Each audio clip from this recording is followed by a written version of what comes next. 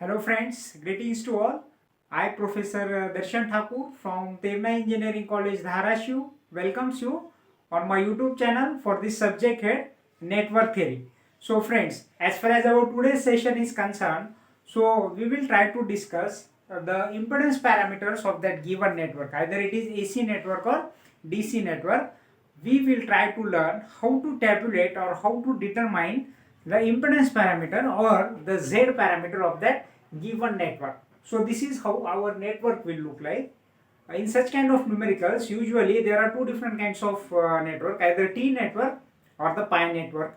So this is nothing but what the T type of network, which consists of 3 resistors and 2 potentials. So before tabulating the Z parameter, we need to recall the system equation of the Z parameter or the impedance parameter. So for that purpose, let us consider the basic structure of this term, that is nothing but what?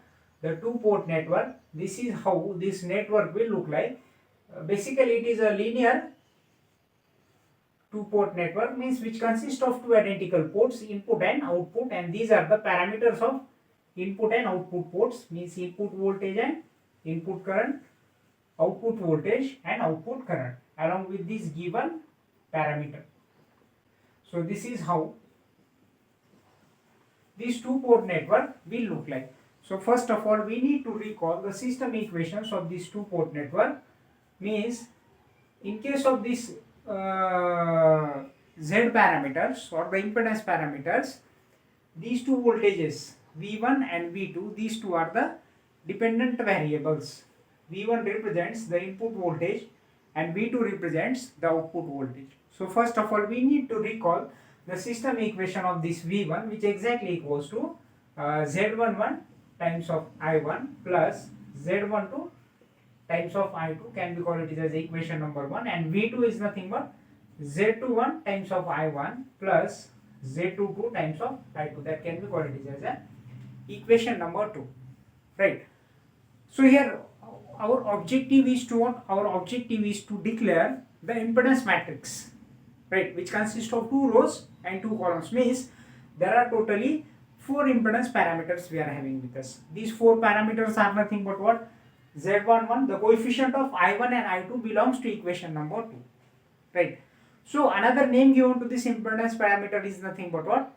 The open circuited impedance parameter or the open circuited Z parameter. The reason behind that is nothing but, in order to determine all these 4 parameters, Z11, Z12, Z21 and Z22, as far as these two system equations are concerned, so if we are going to equate this I1 and I2, what this I1 and I2 stands for, these two are nothing but what?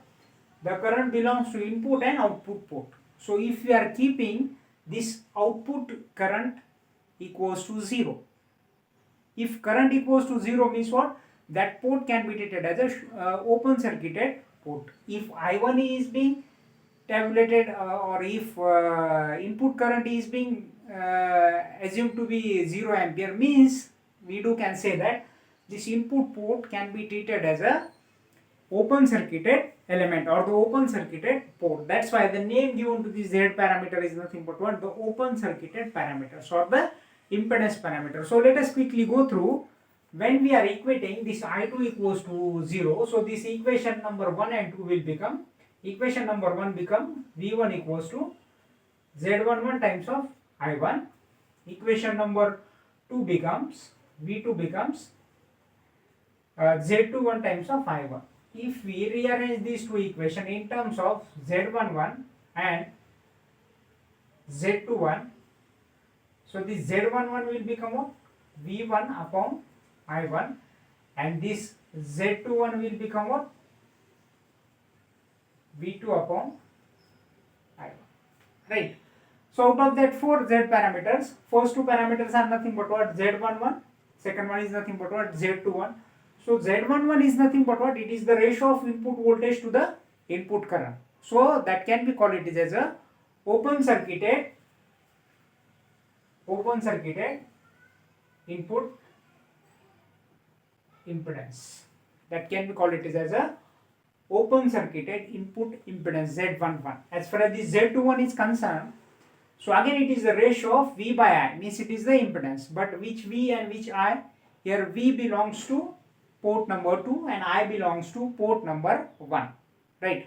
Means this is the ratio of parameters belongs to port number 2 to the port number 1. So that type of impedance can be called it as a open circuited forward transfer impedance. That can be called it as a open circuited forward transfer impedance. Why it is being called it as a forward transfer impedance? Because it is the ratio of parameter belongs to port number 2 and port number 1. If it is opposite to that, if it is the ratio of V1 by I2, so that time that can be called it as a reverse transfer impedance, right?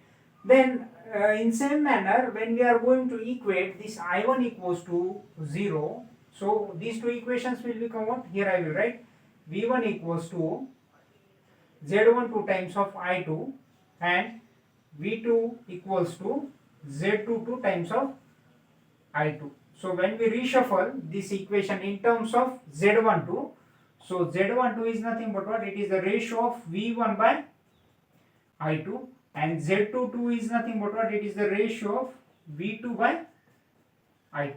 So these are the four impedance parameters or the Z parameters. So out of that four, first two already it is being declared.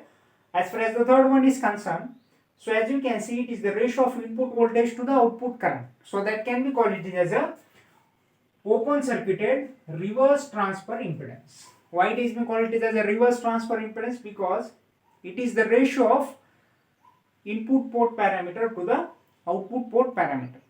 Then as far as the last one is concerned, so Z22, which is nothing but what? The ratio of again V to the I, but which V and which I? The output voltage and output current. So obviously it is nothing but what? The open circuited output impedance, right? So these are the four Z parameters which we are interested to determine: Z11, Z21, Z12 and Z22, right? So what we need to do, we need to determine these four parameters of this given network. So how to do that? For that purpose, from sake of observation, as we are coming on to this conclusion, this is the simplest network in order to determine the impedance parameter or the open circuited Z parameter. So here what we need to do, simply we need to apply this Kirchhoff voltage law to the first loop and to the second, right? When we apply this Kirchhoff voltage law to this input port, so at that time, as you can see, these are the polarities, plus and minus. So first of all, we need to assume the direction of current. So current always flows from positive to negative terminal. Similarly, as far as this output port is concerned, so these are the polarity. This is positive and negative. So this will be the direction of current. This current can be called it as a I1 and that current can be called it as a I2. So when we apply Kirchhoff voltage law from this input port, so as we are supposed to follow the direction of assumed current. So while following this assumed current direction, we are going from negative to positive plate, so its potential will become plus V1, right? So how this I1 current flow through this 2 ohm of resistor? As this 2 ohm of resistor is connected in horizontal arm, so obviously it flows from left hand side to the right hand side. How that I1 flow through this 4 ohm of resistor as it is connected in vertical arm? So from top to bottom. Closely we need to follow the direction of assumed current as we are going from positive to negative terminal. So sign of that ohmic drop across this 2 ohm resistor will be negative. So according to that Ohm's law, V equals to I into R. So which current flow through the 2 ohm of resistor? I1. So it will become minus 2 times of I1, right? As far as this 4 ohm of resistor is concerned, so it is connected in vertical arm. So through this 4 ohm of resistor, there will be a circulation of I1 as well as I2, right? How I1 flows? Top to bottom.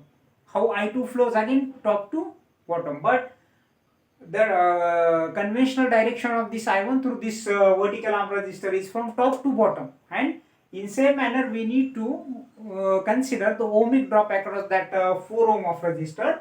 So its polarity will become negative. So minus 4 times of I1 plus I2 equals to 0. So when we rewrite this equation, it will become V1 minus 2I1 minus 4I1 minus 4I2 equals to 0. somehow we need to rearrange these equations in terms of V1 and V2, because V1 and V2 are the dependent variables in case of this impedance parameter. So by doing this V1 equals to minus 2 minus 4, 6 times of I1, this term is being shifted to the right hand side of this assignment operator. So minus 6I1 plus 4I2.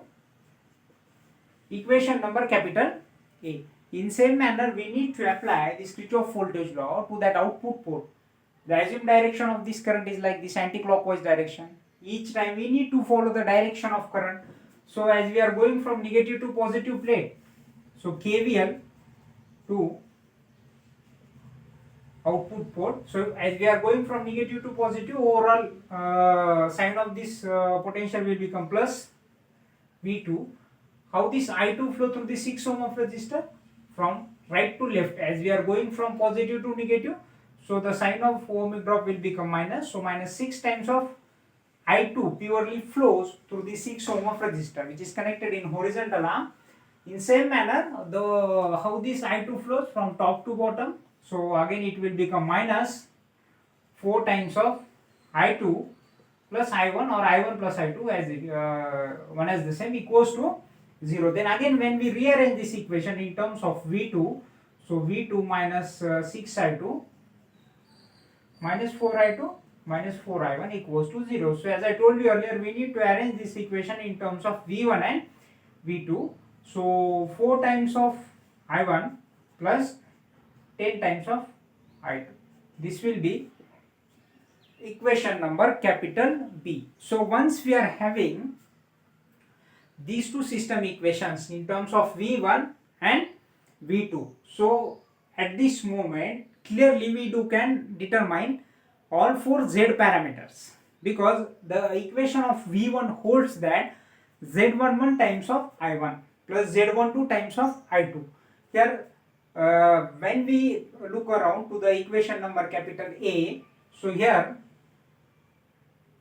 I will write Z11 equals to 6 ohm, as it is the impedance, so the unit is ohm. Z12 equals to 4 times of I2, so Z12 equals to 4, right? As far as remaining 2 Z parameters are concerned, so for that purpose, when we carefully look around to the equation number 2, V2 equals to Z21 times of I1 plus Z22 times of I2. When carefully we look around to this equation number capital B, so here Z21 equals to 4 ohm and Z22 equals to 10 ohm. So this is the proper way in order to determine the impedance parameter, or another name given to this impedance parameter is nothing but what? The open circuited Z parameters of that given network, whether it is T type or pi type. If it is a T type of network, then we are supposed to use this Kirchhoff voltage law strategy. If it is a pi type of network, so sometimes we need to use the Kirchhoff current law terminology. But this is the usual way to determine the Z parameter of that given network. So I just hope you had understand all the